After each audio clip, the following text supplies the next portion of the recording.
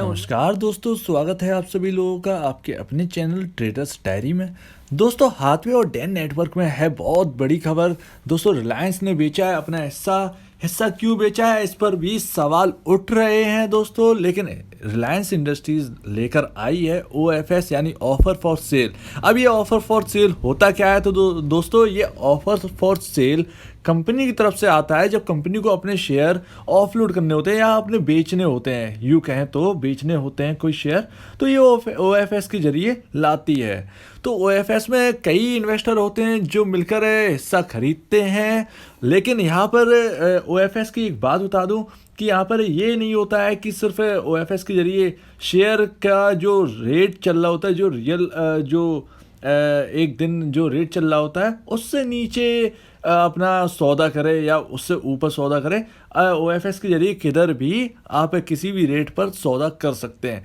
लेकिन यहाँ हुआ क्या है, केस ये हुआ कि रिलायंस इंडस्ट्रीज़ ने अपना हिस्सा जो है वो अपना हिस्सा जियो डिस्ट्रीब्यूशन नेटवर्क ने 19% के हिसाब से हाथवे केबल में हिस्सा हटाया है, यानी अपना हिस्सा कम किया है। और टोटल रकम जो जुटा रहे हैं वो है 1180 करोड़ के आसपास, दोनों कंपनियों से हिस्सा बेचकर। अब हुआ क्या है, जो करंट प्राइस जो रेट चल रहा था क्लोजिंग डे यानी कल के दिन, तो आज खबर आई है उस प्राइस से 10-20% नीचे की तरफ, जो नीचे का प्राइस है उस पर डील होगी।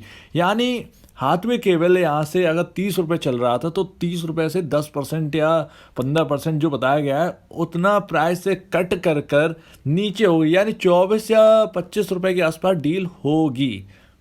अब ऐसा क्यों है, तो रिलायंस इंडस्ट्रीज़ के हम मंशा को आगे समझेंगे, पहले खबर देख लेते हैं।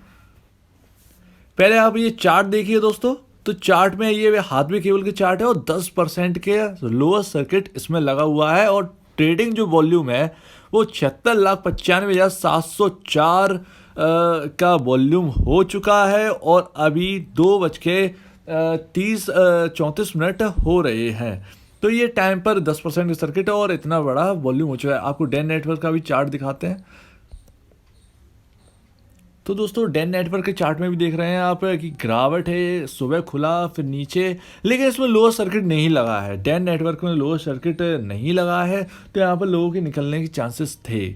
अब दोस्तों, यहाँ पर वॉल्यूम कितना हुआ, तो 41,55,000 का वॉल्यूम हुआ है, टोटल वॉल्यूम है ये।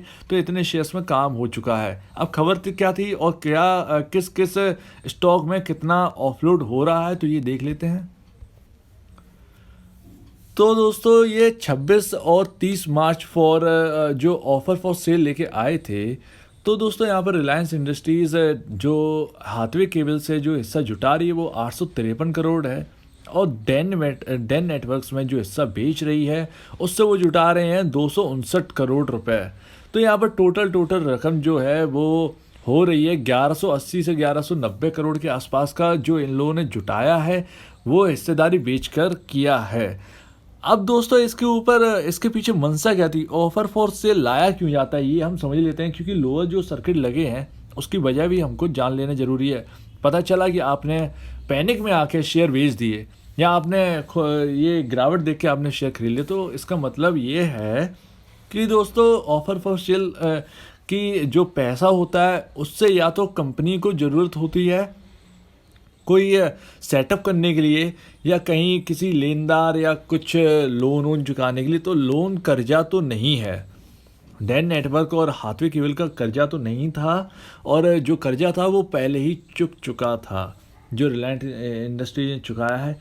अब इन्होंने ये एक कंडीशन आती है, जो इन्होंने पैसे जुटाए हैं वो किस लिए, तो मुझे लगता है कि यहाँ पर जो जियो का जो सेटअप हुआ था, जियो टीवी का, क्योंकि ये दोनों कंपनियां जो है वो हिस्सा है जियो टीवी की, तो आप समझ रहे हैं कि जो जियो टीवी का जो एक्सपेंशन है उसके लिए ये पैसा जुटाया गया होगा। जहाँ तक है 100% बात ये हो सकती है दोस्तों कि इन्होंने जियो टीवी को और एक्सपेंशन करने के लिए इनने हिस्सा बेचा है, ताकि पैसे जो 1200 करोड़ बहुत होते हैं और 1200 करोड़ उस बिजनेस में और लगाया जाए ताकि जियो टीवी को और भी ग्रो किया जाए।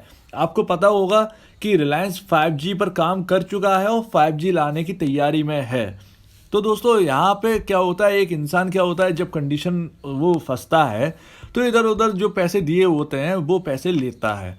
यहाँ पर भी सेम वही है। रिलायंस इंडस्ट्रीज ने यहाँ पर कंपनियाँ खरीदी हैं जो कि बहुत अच्छे रेट पर चल रही हैं। कोडियों के बाद खरीदी थी लेकिन बहुत अच्छे प्राइसेस पर अब चल रही हैं, तो उसने हिस्सा बेचा, उस पैसे को जुटाया और उस पैसे को यूज़ करेंगे अब ये कंपनी को बढ़ाने में या दोस्तों 5G टेक्नोलॉजी में।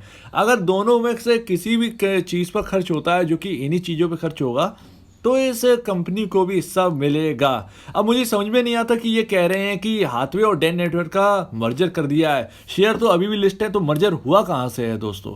तो यहाँ पर मर्जर तो नहीं हुआ है, कहने की बात है। जो हुआ है उनके वो मीडिया नेटवर्क का है, उनके मीडिया नेटवर्क 18 है, उनमें मर्जर हुआ है। लेकिन डेन नेटवर्क का अभी मर्जर नहीं हुआ। डेन नेटवर्क का शेयर जो है वो आपके सामने तो है ही, तो मर्जर नहीं है यहाँ पर।